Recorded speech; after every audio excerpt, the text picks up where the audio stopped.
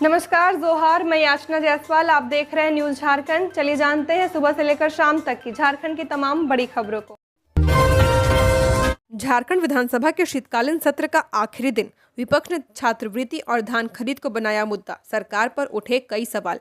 शीतकालीन सत्र के 5वें और अंतिम दिन झारखंड विधानसभा की कार्यवाही प्रश्नकाल से शुरू हुई है। शुरुआत में ही नेता प्रतिपक्ष बाबूलाल मरांडी ने छात्रवृत्ति के मुद्दे को जोरदार तरीके से उठाया। उन्होंने कहा कि छात्रवृत्ति नहीं मिलने से हजारों छात्र परेशान हैं और पढ़ाई प्रभावित हो रही है। मरांडी ने मांग की कि सरकार इस मामले की तुरंत जांच कराए। इसके साथ ही उन्होंने धान खरीद में हो रही गड़बड़ियों का सवाल उठाया है। उन्होंने कहा कि लगातार शिकायतें सामने आ रही हैं कि लेकिन शासन प्रशासन की ओर से अब तक कोई ठोस कार्रवाई नहीं की गई है। बरकट्टा विधायक अमित यादव ने सदन में सरकार से पूछा कि तिलैया नहर योजना का डीपीआर आखिर कब तैयार होगा। उन्होंने बताया कि इस योजना के लिए डीपीआर बनाने का फैसला 2014-15 में लिया गया था, लेकिन अब तक कागजी प्रगति भी पूरी नहीं की जा चुकी है। वहीं विधायक सुरेश बैठा ने स्मार्ट मीटर से जुड़े अनियमित बिलों का मामला उठाया। उन्होंने कहा कि गरीब उपभोक्ताओं को अचानक बढ़े हुए बिजली बिल मिल रहे हैं, जिसकी वजह से लोग परेशान हैं। इस पर ऊर्जा मंत्री योगेंद्र प्रसाद ने आश्वासन दिया कि जहां भी गड़बड़ी की जानकारी मिलेगी तुरंत जांच कर कार्रवाई की जाएगी। रांची के विधायक सीपी सिंह ने पीडीएस दुकानदारों को लंबे समय से कमीशन नहीं मिलने का मुद्दा जोरदार तरीके से उठाया। उन्होंने कहा कि राज्य के लगभग 25,000 पीडीएस दुकानदार महीनों से भुगतान की प्रतीक्षा कर रहे हैं। इस पर भी मंत्री इरफान अंसारी ने स्पष्ट किया कि मामला केंद्र सरकार के पोर्टल से जुड़ा हुआ है। उन्होंने कहा कि तकनीकी जटिलताओं की वजह से भुगतान प्रक्रिया में देरी हुई है, लेकिन जल्द ही सभी दुकानदारों की कमीशन दे दिया जाएगा। हजारीबाग में एनआईए की बड़ी कार्रवाई। सुबह सुबह 3 गाड़ियों में पहुंची टीम। संदिग्ध आतंकी शहनवाज आलम से जुड़ा है मामला। हजारीबाग के पेलावल थाना क्षेत्र में गुरुवार सुबह राष्ट्रीय जांच एजेंसी की टीम ने अचानक छापेमारी की है, जिससे इलाके में हलचल तेज हो गई है। टीम 3 वाहनों के काफिले के साथ पहुंची और एक घर को घेराबंदी कर जांच शुरू कर दी है। सूत्रों के अनुसार यह कार्रवाई संदिग्ध आतंकी शहनवाज आलम से जुड़े नेटवर्क की पड़ताल को लेकर की जा रही है, जिसकी गिरफ्तारी अक्टूबर 2023 में दिल्ली पुलिस के स्पेशल सेल ने की थी। टीम घर के भीतर मौजूद लोगों से लगातार पूछताछ कर रही है और कई अहम सवाल पूछे जा रहे हैं। छापेमारी के दौरान पूरे इलाके में सुरक्षा व्यवस्था कड़ी कर दी गई है। अतिरिक्त पुलिस बल की तैनाती के बीच एनआईए ने कार्रवाई की है। साथ ही उसके साथ एटीएस टीम भी मौजूद रही। अधिकारियों ने कार्रवाई की संवेदनशीलता को देखते हुए किसी भी तरह की जानकारी साझा करने से इनकार कर दिया है। नहीं चाहिए 4 करोड़ का घर, छात्रों में बांट दे पूरे पैसे। जेएमएम सरकार पर क्यों भड़के टाइगर जयराम महतो। झारखंड में छात्रों की छात्रवृत्ति को लेकर जेएलकेएम विधायक टाइगर जयराम महतो ने निशाना साधा है। उन्होंने कहा कि सरकार के पास मैया सम्मान योजना को देने के लिए पैसे हैं, तो शिक्षा के लिए छात्रों को छात्रवृत्ति क्यों नहीं दी जा रही है। इस दौरान जयराम महतो ने कहा कि उनको मिलने वाले घर को नीलाम कर दिया जाए और जो पैसे मिले उससे छात्रों को छात्रवृत्ति बांट दी जाए। टाइगर जयराम महतो ने कहा कि उनके मिलने वाले आवास को अगर नीलाम करना चाहे तो कर दे, लेकिन एक शर्त यही होगी कि नीलामी से जो पैसा मिलेगा वो छात्रों में बांटा जाएगा। इस दौरान उन्होंने सरकार द्वारा छात्रों को छात्रवृत्ति अब तक न दिए जाने को लेकर सवाल खड़ा किया है और कहा कि सरकार को सभी कामों के लिए पैसा मिल जा रहा है, लेकिन छात्रों को छात्रवृत्ति देने के लिए फंड क्यों नहीं मिल पा रहा। दरअसल झारखंड मुक्ति मोर्चा सरकार में मंत्री चमरा लिंडा ने कहा था कि छात्रों की छात्रवृत्ति इसलिए रुकी हुई है क्योंकि केंद्र सरकार से मिलने वाले फंड को अभी तक राज्य सरकार को नहीं दिया गया है। मंत्री के इस बयान पर जयराम महतो ने जवाब दिया। जयराम महतो ने कहा कि हेमंत सोरेन सरकार के पास मैया सम्मान योजना के लाभार्थियों के देने के लिए पैसे हैं, तो छात्रों को स्कॉलरशिप के लिए क्यों नहीं है। जम्मू कश्मीर में हुए आतंकी हमले में कोडरमा का सीआरपीएफ जवान शहीद। राजकीय सम्मान के साथ होगा अंतिम संस्कार। जम्मू कश्मीर में बुधवार को एक आतंकी हमला हुआ। इस आतंकी हमले में झारखंड का एक जवान शहीद हो गया है। 27 वर्षीय जवान सुजीत सिंह सीआरपीएफ में तैनात थे। वे कोडरमा के मरकच्चो प्रखंड के देवीपुर गांव निवासी थे। बताया जा रहा है कि बीती रात जम्मू कश्मीर में सुरक्षा बलों और आतंकियों के बीच मुठभेड़ हुई थी, जिसमें सिकंदर सिंह के पुत्र सुजीत सिंह ने देश की सुरक्षा में अपने प्राण न्यौछावर कर दिए हैं। इस दुखद खबर के बाद पूरे इलाके में शोक का माहौल बन गया है। वहीं शहीद जवान के परिजनों का रो रो कर बुरा हाल है। शहीद जवान का पार्थिव शरीर आज शाम उनके पैतृक गांव लाया जाएगा। स्थानीय प्रशासन इसकी तैयारियों में जुटा हुआ है। शहीद जवान का राजकीय सम्मान के साथ अंतिम संस्कार किया जाएगा। धनबाद में फुटपाथ दुकानदारों का हंगामा। नगर निगम की कार्रवाई के खिलाफ प्रदर्शन। कहा रोजगार गंभीर संकट में पड़ चुका है।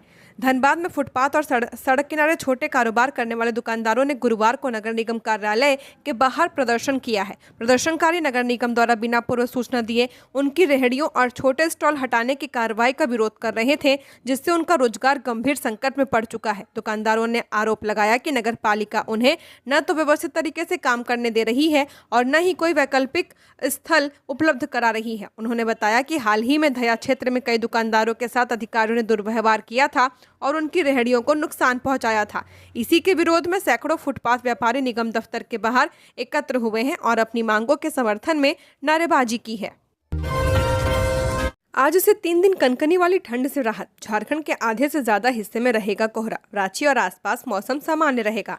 झारखंड में मौसम का मिजाज लगातार बदल रहा है। मौसम केंद्र रांची के अनुसार 16 दिसंबर तक राज्य के ज्यादातर हिस्सों में सुबह के समय घना कोहरा या धुंध छाए रहने की संभावना है। कोहरे के कारण दृश्यता में कमी आ सकती है, जिससे सुबह के समय सड़क और ट्रेन परिचालन प्रभावित हो सकता है। रिपोर्ट के मुताबिक आज राज्य में सुबह में कोहरे और दिन भर आसमान मुख्यतः साफ रहा। मौसम वैज्ञानिकों का कहना है कि इस दौरान हवा में नमी का स्तर ज्यादा रहने से सुबह में ठंड का असर दिखाई देगा, जबकि दोपहर तक मौसम साफ और शुष्क रहेगा। मौसम केंद्र के मुताबिक राज्य में अगले 2 दिनों तक न्यूनतम तापमान में किसी बड़े बदलाव की संभावना नहीं जताई गई है। हालांकि इसके बाद न्यूनतम तापमान में 2 से 3 डिग्री सेल्सियस की बढ़ोतरी हो सकती है। रांची में 10 दिसंबर को ज्यादा तापमान 24 डिग्री और न्यूनतम तापमान 8 डिग्री दर्ज किया गया है। 11 और 12 दिसंबर को न्यूनतम तापमान क्रमशः 9 और 10 डिग्री रहने का अनुमान है। 13 से 16 दिसंबर के बीच न्यूनतम तापमान 11 डिग्री तक पहुंच सकता है। मौसम वैज्ञानिकों का कहना है कि उत्तर दिशा से आ रही शुष्क हवा के कारण रात और सुबह में ठंड बनी रहेगी, लेकिन दिन में धूप खिलने से थोड़ा राहत महसूस होगा। राज्य के उत्तर पश्चिम, दक्षिणी और मध्य हिस्सों में सुबह घना कोहरा बने रहने के साथ बाद में धूप निकलने की संभावना ज्यादा है। सरायकेला के रापचा मोड़ पर भीषण सड़क हादसा। LT 407 ने बालू लदे हाईवा को मारी टक्कर। चालक की हालत नाजुक। सरायकेला के गम्हरिया थाना क्षेत्र के रापचा मोड़ पर गुरुवार सुबह एक भीषण सड़क हादसा हो गया। पावर ग्रिड के सामने बालू लदे हाईवा और LT 407 के बीच जोरदार टक्कर हो गई, जिसमें LT 407 का चालक गंभीर रूप से घायल हो गया है। घटना सुबह करीब 8 बजे हुई है, जब हाईवा मुख्य सड़क से मुड़कर बाईं ओर स्थित सर्विस रोड में प्रवेश कर रहा था। इसी दौरान पीछे से तेज रफ्तार में आ रही LT 407 ने अचानक नियंत्रण खो दिया और हाईवा से टकरा गया। सह चालक रिंकू सिंह ने बताया कि LT 407 की रफ्तार काफ़ी ज़्यादा थी और ओवरटेकिंग के प्रयास में चालक वाहन को संभाल नहीं पाया। टक्कर इतनी जोरदार थी कि LT 407 का अगला हिस्सा बुरी तरह क्षतिग्रस्त हो गया है। हादसे के बाद वाहन के कैबिन का अगला हिस्सा पूरी तरह दब गया, जिसमें चालक स्टीयरिंग और लोहे की चादरों के बीच फंस गया। घटना के तुरंत बाद आसपास के ग्रामीण मौके पर पहुंचे और कई मिनटों की मशक्कत के बाद चालक को बाहर निकाला गया। घायल चालक को पहले स्थानीय स्तर पर प्राथमिक उपचार दिया गया। इसके बाद हालत गंभीर होने के कारण उसे जमशेदपुर के टाटा मुख्य अस्पताल रेफर किया गया है। चिकित्सकों के मुताबिक चालक की स्थिति बेहद चिंताजनक बनी हुई है। 11वीं 13वीं JPSC में सफल 8 अभ्यर्थियों को नियुक्त कर ट्रेनिंग में भेजे सरकार। हाईकोर्ट।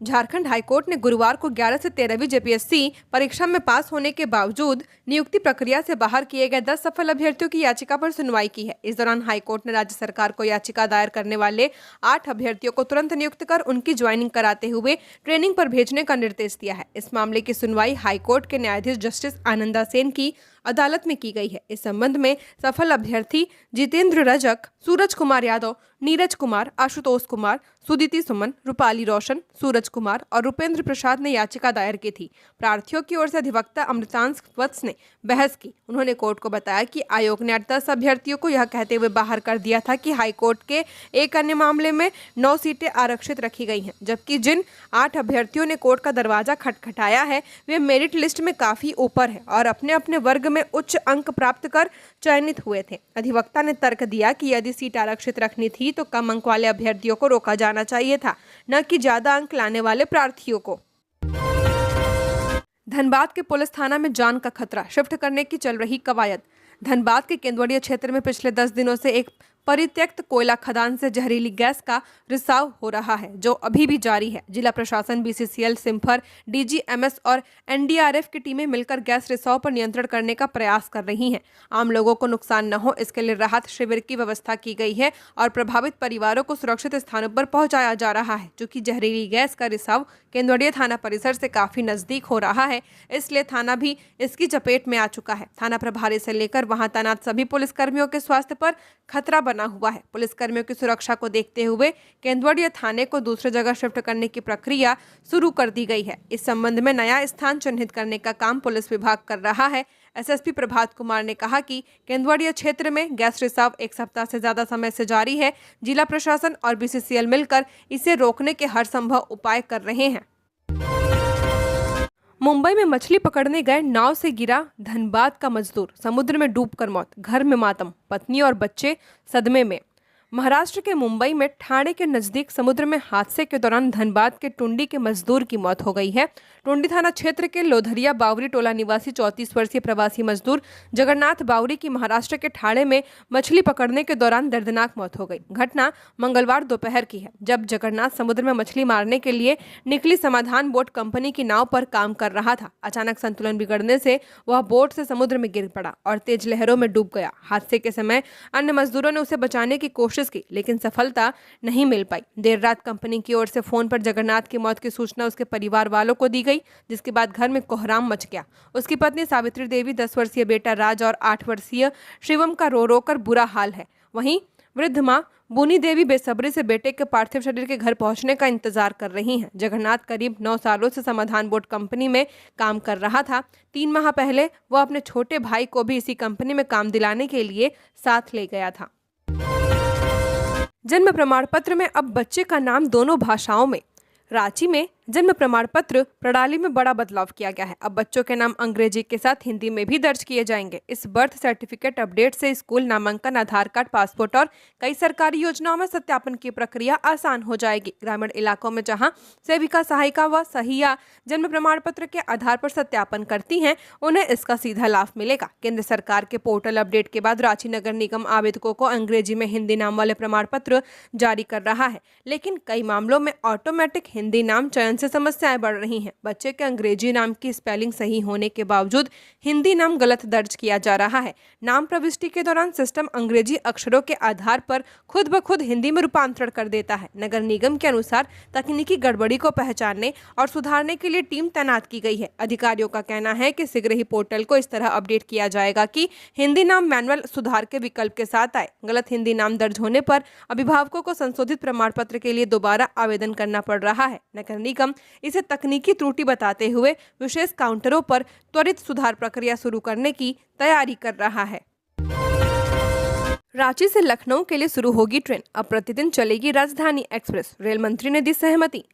रांची से लखनऊ तक के लिए एक नई ट्रेन चलाई जाएगी। यह ट्रेन पलामू के रास्ते अयोध्या होते हुए लखनऊ तक जाएगी। वहीं रांची से नई दिल्ली जाने वाली राजधानी एक्सप्रेस अब प्रतिदिन चलेगी। सप्ताह में 3 दिन लोहरदगा पलामू होते हुए दिल्ली तक जाएगी, जबकि 4 दिन हजारीबाग कोडरमा होकर जाएगी। दरअसल पलामू के सांसद विष्णुदयाल राम के नेतृत्व में जमशेदपुर के सांसद विद्युत परण महतो, हजारीबाग सांसद मनीष जायसवाल, चतरा के सांसद कालीचरण सिंह ने रेलवे मंत्री अश्विनी वैष्णव से मुलाकात की थी। रेलवे मंत्री अश्विनी वैष्णव ने रांची से लखनऊ के लिए एक नई ट्रेन एवं राजधानी एक्सप्रेस के फेरा बढ़ाने को लेकर झारखंड के सांसदों को सहमति दे दी है एवं मामले में जरूरी पहल करने का निर्देश भी दिया है। मुलाकात के दौरान कोहरे के कारण रद्द हुए झारखंड स्वर्ण जयंती एक्सप्रेस का मामला भी उठाया गया है, जिसे फिर से चालू करने की सहमति बनी है। झारखंड से लखनऊ के लिए एक नई ट्रेन की लंबे अरसे से मांग की जा रही है। झारखंड के सांसदों को आश्वासन मिलने के बाद ट्रेन मिलने की उम्मीद बढ़ गई है। अगले कुछ महीनों में रांची से लखनऊ तक के लिए ट्रेन का परिचालन शुरू हो जाएगा। एमएमसीएच में मरीज का ऑनलाइन झाड़ फूंक, डॉक्टर के हस्तक्षेप के बाद रोका गया तंत्र मंत्र। पलामू के मेदिनी राय मेडिकल कॉलेज एंड हॉस्पिटल में एक अजीब मामला सामने आया है, जहां गंभीर रूप से बीमार मरीज के परिजन अस्पताल की इमरजेंसी वार्ड में ही ऑनलाइन झाड़ फूंक करवा रहे थे। डॉक्टर के हस्तक्षेप और चेतावनी के बाद परिजनों ने यह प्रक्रिया बंद की। जानकारी के अनुसार लतेहार के बरवाडिया निवासी संतन भूया के रविवार को अचानक तबियत बिगड़ गई थी। उनका ब्रेन पैरालाइज हो गया था। गाँव में पहले से ही उनके परिजन तांत्रिक के कहने पर झाड़ फूंक करवा रहे थे, लेकिन स्थिति और गंभीर होने पर बुधवार को परिजन उन्हें एमएमसीएच लेकर पहुंचे। अस्पताल में संतन को इमरजेंसी वार्ड में भर्ती किया गया, जहां डॉक्टर उसका इलाज कर रहे थे। इसी दौरान परिजन गांव के ही एक तांत्रिक से वीडियो और ऑडियो कॉल के माध्यम से मरीज का झाड़ फूंक करा रहे थे। रूटीन विजिट पर इमरजेंसी वार्ड पहुंचे डॉक्टर आर.के. रंजन ने जब यह दृश्य देखा तो उन्होंने तुरंत परिजनों को समझाने की कोशिश की, लेकिन परिजन मानने को तैयार नहीं थे। इसके बाद डॉक्टर ने उन्हें कानूनी कार्रवाई की चेतावनी दी, जिसके बाद परिजनों ने तंत्र मंत्र कराना बंद किया। लतेहार में अफीम की खेती के खिलाफ अभियान जारी, 15 एकड़ में लगी फसल को पुलिस ने किया नष्ट। लतेहार में अफीम की खेती के खिलाफ लतेहार पुलिस ने बड़ा अभियान चलाकर हरे हंज थाना क्षेत्र के जंगली इलाकों में 15 एकड़ भूमि में ट्रैक्टर चलाकर अफीम की फसल को नष्ट कर दिया है। पुलिस की इस कार्रवाई से अफीम तस्करों को बड़ा नुकसान हुआ है। इधर पुलिस के द्वारा संबंधित इलाकों में तैनात सरकारी कर्मियों और जनप्रतिनिधियों को भी इस मामले में अलर्ट रहने का निर्देश दिया गया है। दरअसल लतेहार एसपी कुमार गौरव को गुप्त सूचना मिली थी कि लतेहार के हिरहंज थाना क्षेत्र अंतर्गत मारी और पाडरम गांव के बीच स्थित जंगली इलाके में अफीम की खेती की जा रही है। सूचना के बाद एसपी के निर्देश पर थाना प्रभारी कृष्णपाल सिंह पवैया के नेतृत्व में टीम गठित की गई। पुलिस की टीम 5 ट्रैक्टरों के साथ चुनित स्थल पर पहुंची और अफीम की फसल को पूरी तरह नष्ट कर दिया। देवघर एयरपोर्ट में इंडिगो की दिल्ली नाइट फ्लाइट रद्द, आंशिक असर, दिन की सभी उड़ानें सामान्य रूप से संचालित। देवघर एयरपोर्ट से गुरुवार को दिल्ली जाने वाली इंडिगो की नाइट फ्लाइट रद्द कर दी गई है। इस आंशिक असर के कारण कई यात्रियों को अपनी यात्रा योजनाओं में बदलाव करना पड़ा है। हालांकि देवघर दिल्ली, देवघर मुंबई और देवघर बेंगलुरु की सभी दिन की उड़ानें निर्धारित समय पर सामान्य रूप से संचालित होती रही हैं। एयरपोर्ट प्रबंधन ने स्पष्ट किया कि देवघर में विमान सेवाओं पर व्यापक असर नहीं पड़ा है। देवघर एयरपोर्ट के कार्यवाहक निर्देशक जॉय बनर्जी ने बताया कि केवल रात वाली दिल्ली फ्लाइट की प्रभावित हुई है, जबकि अन्य सभी उड़ानें नियमित रूप से चल रही हैं। उन्होंने कहा कि इंडिगो की संचालन व्यवस्था में आंशिक बदलाव के कारण यह स्थिति बनी है, लेकिन जल्द ही नाइट फ्लाइट को बहाल किए जाने की उम्मीद है। जॉय बनर्जी ने यह भी बताया कि एयरपोर्ट पर यात्रियों को किसी प्रकार की परेशानी न हो, इसके लिए प्रबंधन पूरी तरह सतर्क है। उन्होंने कहा कि देवघर आने वाले ज्यादातर यात्री बाबा बैजनाथ धाम में पूजा अर्चना करने वाले श्रद्धालु होते हैं, इसलिए उनकी सुविधा, सुरक्षा और सुगम आवागमन को सर्वोच्च प्राथमिकता दी जा रही है। कुंदू बेड़ा में कचरा प्लांट का प्रस्ताव, ग्रामीणों का विरोध, लोगों ने कहा हमें स्कूल चाहिए, कचरा प्लांट नहीं, प्रशासन कर रहा अनदेखी। पश्चिमी सिंहभूम जिले के सदर प्रखंड स्थित कुंदू बेड़ा गांव में कचरा प्रबंधन प्लांट स्थापित करने के प्रस्ताव को लेकर ग्रामीणों में आक्रोश का माहौल है। ग्रामीणों को ठोस अपशिष्ट प्रबंधन योजना के लिए भूमि अधिग्रहण संबंधित नोटिस मिला है, जबकि वे लंबे समय से गांव में विद्यालय निर्माण की मांग कर रहे थे। ग्रामीण सुनील पुर्ति ने बताया कि गांव में शिक्षा व्यवस्था सुधारने के लिए प्रशासन से विद्यालय की मांग की गई थी।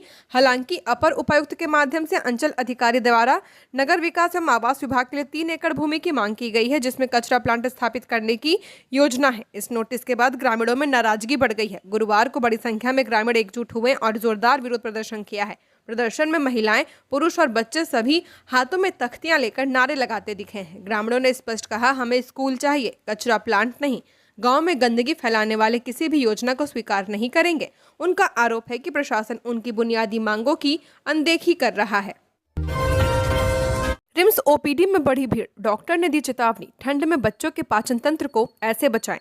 राजधानी में ठंड लगातार बढ़ रही है और इसका सीधा असर बच्चों की सेहत पर दिखाई दे रहा है। मौसम में अचानक आए बदलाव के बीच उल्टी, दस्त, बुखार और खांसी जुकाम के मामलों में वृद्धि दर्ज की गई है। रिम्स में पिछले 15 दिनों में सामान्य दिनों से 30% बीमार बच्चों की संख्या बढ़ी है। रिम्स और सदर अस्पताल के ओपीडी में इन दिनों बड़ी संख्या में ऐसे बच्चे पहुंच रहे हैं जिन्हें ठंड लगने के कारण पाचन से जुड़ी समस्याएं हो रही हैं। डॉक्टरों का कहना है कि ठंड में छोटे बच्चों की रोग प्रतिरोधक क्षमता कमजोर पड़ जाती है, जिससे उन्हें इन्फेक्शन होने की संभावना ज्यादा रहती है। रिम्स के शिशु रोग विशेषज्ञ डॉक्टर पी.के. चौधरी ने बताया कि पिछले 1 सप्ताह में उल्टी और डायरिया के मामलों में बढ़ोतरी हुई है। उन्होंने कहा कि ठंड के मौसम में बच्चों को गर्म रखने के साथ साथ खान पान पर विशेष ध्यान देना जरूरी है, क्योंकि तापमान गिरने पर शरीर का मेटाबॉलिज्म धीमा पड़ जाता है और बैक्टीरिया, वायरस का असर तेजी से होता है। डॉक्टर चौधरी के मुताबिक कई बच्चों में पानी की कमी की स्थिति भी देखी जा रही है, जो गंभीर हो सकती है।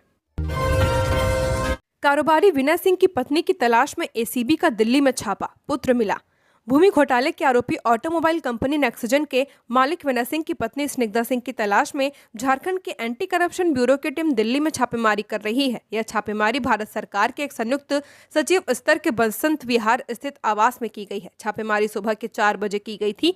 हालांकि स्निग्धा सिंह एसीबी के हाथ नहीं लगी, वह छापेमारी से कुछ देर पहले ही निकल गई थी। एसीबी के अधिकारी स्निग्धा सिंह के पुत्र सनत कुमार को हिरासत में लेकर पूछताछ कर रहे हैं। जानकारी के मुताबिक एसीबी की तकनीकी सेल कई दिनों से स्निग्धा सिंह के डिजिटल निगरानी और लोकेशन ट्रैक कर रही थी। इसी दौरान तकनीकी सेल को स्निग्धा सिंह का लोकेशन दिल्ली के वसंत विहार स्थित भारत सरकार के एक अधिकारी का आवास में मिला है, जिसके बाद एक टीम का गठन कर दिल्ली भेजा गया। एसीबी ने स्निग्धा सिंह के बेटे सनत सिंह को हिरासत में ले लिया है। उसे गिरफ्तार नहीं किया गया है, उससे पूछताछ की जा रही है। एसीबी के मुताबिक पूछताछ में सनत सिंह ने विनय चौबे, विनय सिंह और अपनी मां स्निग्धा सिंह की चल अचल संपत्ति की जानकारी दी है। पलामू में आजसू नेता सतीश कुमार का हार्ट अटैक से निधन। आजसू पार्टी के केंद्रीय सचिव सतीश कुमार का बुधवार को हार्ट अटैक से निधन हो गया है। वे मेदिनीनगर के नई मोहल्ला के रहने वाले थे। पूर्व में माओवादी संगठन से जुड़ने के बाद वे मुख्यधारा की राजनीति में आ गए थे। सतीश कुमार ने डाल्टनगंज विधानसभा सीट से चुनाव भी लड़ा था। उनके निधन की सूचना से राजनीतिक और सामाजिक गलियारों में शोक की लहर है। पारिवारिक सूत्रों के अनुसार सतीश कुमार को करीब 4 महीने पहले पेसमेकर लगाया गया था। वे पटना अपने ससुर से मिलने गए थे, जहां उनकी तबीयत अचानक बिगड़ गई। परिजनों ने उन्हें तुरंत एम्स पटना में भर्ती कराया, जहां डॉक्टरों ने उन्हें मृत घोषित कर दिया। सतीश कुमार का दाह संस्कार नई मोहल्ला स्थित उनके आवास से होगा। बिल्डर से 5 करोड़ रंगदारी मामला। पटना पुलिस ने झारखंड खेल प्राधिकरण के क्लर्क शुभम राजन को पकड़ा। पटना के रूपसपुर थाना क्षेत्र में बिल्डर अनुपम कुमार से 5 करोड़ रुपए रंगदारी मांगने के मामले में बड़ी कार्रवाई की गई है। पटना पुलिस ने रांची से शुभम राजन को गिरफ्तार किया है, जो झारखंड खेल प्राधिकरण में क्लर्क के पद पर कार्यरत है। पुलिस उसे पूछताछ के लिए पटना लेकर आई है और रंगदारी मामले में उपयोग किया गया उसका मोबाइल फोन भी बरामद कर लिया गया है। गिरफ्तार शुभम राजन मूल रूप से कटिहार के मनिहारी का निवासी है और फिलहाल रांची के खेलगांव परिसर में रह रहा था। पीजीएमएस पोर्टल राशन की चोरी रोक रहा, नए सदस्यों को खाद्यान्न दिला रहा। रांची में 98.5% समस्याओं का समाधान। राज्य में राशन वितरण व्यवस्था दुरुस्त करने के लिए खाद्य सार्वजनिक वितरण एवं उपभोक्ता मामले विभाग द्वारा पब्लिक ग्रीवांस मैनेजमेंट सिस्टम लागू किया गया है।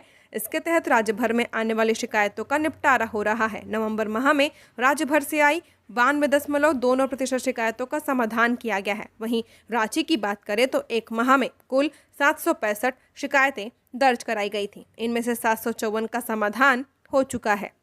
मतलब जिले में शिकायतों के निपटारे की सफलता दर 98.5% दर्ज की गई है। कर्मचारी स्वास्थ्य बीमा में होगा बदलाव। अब सरकार बनाएगी अस्पतालों का पैनल। 5 लाख रुपए एडवांस भी मिलेगा। व्यवस्था में संशोधन का प्रस्ताव तैयार है। स्वास्थ्य मंत्री डॉक्टर इरफान अंसारी ने इस पर मंजूरी दे दी है। कैबिनेट से मंजूरी के बाद इसे लागू कर दिया जाएगा। राज्य के 3 लाख से ज्यादा कर्मचारी, पेंशनर और उनके परिजन इस दायरे में आएंगे। नई व्यवस्था में आयुष्मान योजना और मुख्यमंत्री गंभीर बीमारी योजना के तहत चिन्हित अस्पताल के अलावा सभी प्रमुख अस्पतालों में इलाज हो सकेगा। जिस अस्पताल में CGHS रेट केंद्र की स्वास्थ्य योजना के तहत विभिन्न मेडिकल सेवाओं के लिए तय की गई अधिकतम दरें की व्यवस्था नहीं है, वहां भी इलाज हो पाएगा। साइबेरियन डक से भरा गिरिडीह का खंडोली डैम 4000 किलोमीटर की उड़ान के बाद पहुंचे। फरवरी तक पर्यटकों को करते हैं आकर्षित। गिरिडीह का लोकप्रिय पर्यटन स्थल खंडोली डैम इन दिनों प्रवासी पक्षियों की चहचहाट से गुलजार है।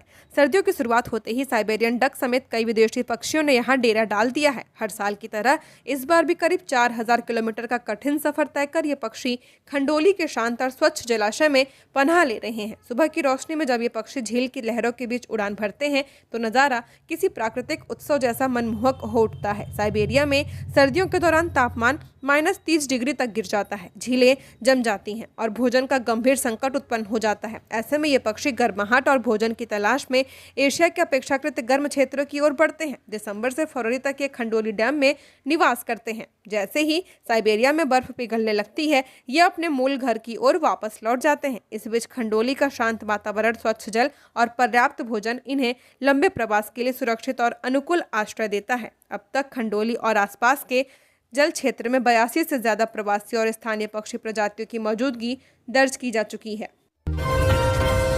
सुरक्षा बलों पर हमले के लिए नक्सलियों ने लूटे थे 4000 केजी विस्फोटक। 1 करोड़ इनामी अनल समेत 11 पर चार्जशीट। नेशनल इन्वेस्टिगेशन एजेंसी ने राउरकेला में हुई 4000 किलोग्राम विस्फोटक लूट मामले में अहम खुलासा किया है। एनआईए की जांच में पता चला कि झारखंड और ओडिशा के नक्सलियों ने सुरक्षा बलों पर हमला करने और सरकारी संपत्ति को नुकसान पहुंचाने के लिए विस्फोटक की लूट की थी। इस मामले में एनआईए ने 11 नक्सलियों पर चार्जशीट दाखिल किया है। इनमें झारखंड के सारंडा में सक्रिय 1 करोड़ का इनामी नक्सली पतिराम मांझी उर्फ अनल, जर्जा मुंडा, अनमोल, रमेश उर्फ अनलदा, पिंटू लोहरा, लालजीत, शिवा बोदरा, अमित मुंडा, सुखलाल मुंडा, रवि राजेश, सोहन और अपटन शामिल हैं। हजारीबाग में किसानों की पाठशाला, वैज्ञानिकों ने बताया कम मेहनत में ज्यादा कमाई का गुड़ रहस्य। हजारीबाग के डेमो टाउन स्थित कृषि अनुसंधान एवं प्रशिक्षण केंद्र में इन दोनों किसानों की पाठशाला चल रही है, जहां भारतीय कृषि अनुसंधान केंद्र गोरिया कर्मा में पहुंचे वरिष्ठ वैज्ञानिक पंकज कुमार सिंह किसानों को लखपति बनाने का गुड़ रहस्य बता रहे हैं। वह समेकित कृषि तकनीकी के तरीके समझा रहे हैं, जिनसे किसान सालाना 4 से 5 लाख रुपए कमा सकते हैं। पंकज कुमार सिंह का कहना है कि वर्तमान समय में खेती अगर व्यावसायिक रूप से की जाए तो किसान लखपति बन सकते हैं। कम पैसा और कम लागत से अधिक मुनाफा कैसे हो, इसे लेकर किसानों को जानकारी दी जा रही है, जिसमें हजारीबाग के अलावा रामगढ़ और कोडरमा के भी किसान पहुंचे हैं। वैज्ञानिक ने बताया कि झारखंड में टांड जमीन सबसे ज्यादा है जो उपयोग में नहीं आती है। उन्होंने सुझाव दिया कि महुआ, बांस, आम के बाग, ड्रैगन फ्रूट और मशरूम की खेती करके किसान आर्थिक रूप से समृद्ध हो सकते हैं। वह किसानों को बता रहे हैं कि वे इन फसलों की खेती 2 महीने से लेकर 20 साल तक की अवधि में करके सालाना 4 लाख रुपए कैसे कमा सकते हैं। हाईकोर्ट का निर्देश, छात्राओं से छेड़खानी मामले पर 2 दिन में कमेटी बनाए। झारखंड हाईकोर्ट में बुधवार को महिलाओं और छात्राओं के खिलाफ बढ़ते अपराध पर रोक लगाने की मांग को लेकर दाखिल जनहित याचिका पर सुनवाई की गई। चीफ जस्टिस तरलोक सिंह चौहान और जस्टिस राजेश शंकर की अदालत ने झारखंड विधिक सेवा प्राधिकार के सुझाव पर कमेटी का गठन नहीं किए जाने पर नाराजगी जताई है। अदालत ने सरकार से पूछा कि झालसा के सुझाव पर अब तक कमेटी का गठन क्यों नहीं किया गया है। सरकार की ओर से संतोषजनक जवाब नहीं दिया गया और कमेटी बनाने के लिए 4 सप्ताह का समय देने की मांग की गई है। इस पर अदालत ने नाराजगी जताई, कहा कि अब कोई अतिरिक्त समय नहीं मिलेगा। अदालत ने 2 दिनों में कमेटी का गठन करने का निर्देश देते हुए कहा कि यदि आदेश का पालन नहीं किया गया तो सरकार के खिलाफ अवमानना का मामला शुरू कर दिया जाएगा। अगली सुनवाई 17 दिसंबर को होगी। सुनवाई के दौरान सरकार की ओर से स्कूलों में उपलब्ध सुविधाओं पर शपथ पत्र दाखिल किया गया है। अदालत ने प्रार्थी को इस पर अपना पक्ष रखने का निर्देश दिया है। बुंडू में भाजपा के पूर्व मंडल अध्यक्ष गणेश कुम्हार का आकस्मिक निधन, क्षेत्र में शोक की लहर।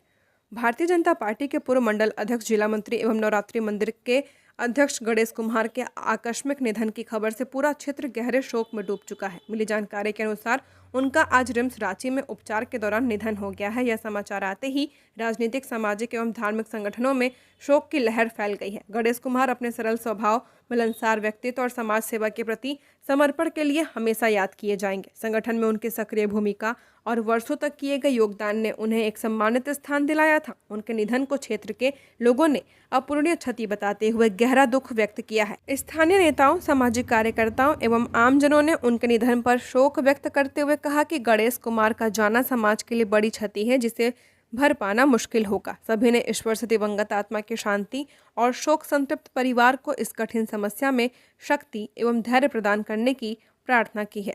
झारखंड की और खबरों के लिए बने रहिए हमारे साथ। हमारे चैनल न्यूज़ झारखंड पर चैनल को सब्सक्राइब करें, साथ बेल आइकन को प्रेस करें। नमस्कार।